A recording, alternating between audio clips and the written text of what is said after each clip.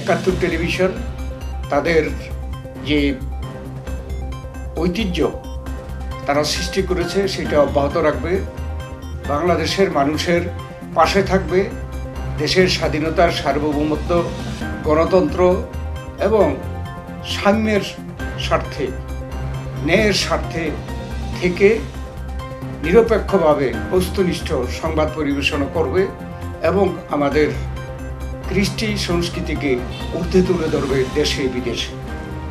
এটাই আজকে এই একাত্তর টেলিভিশন থেকে আমাদের সকলের প্রত্যাশা।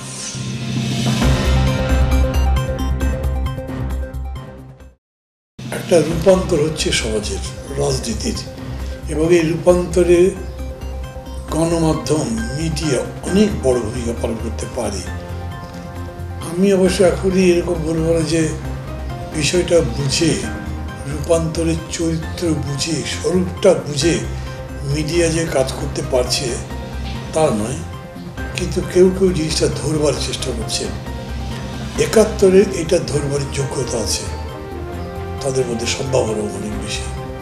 আমি তাদের সর্বাঙ্গীন সাফল্য কামনা করি।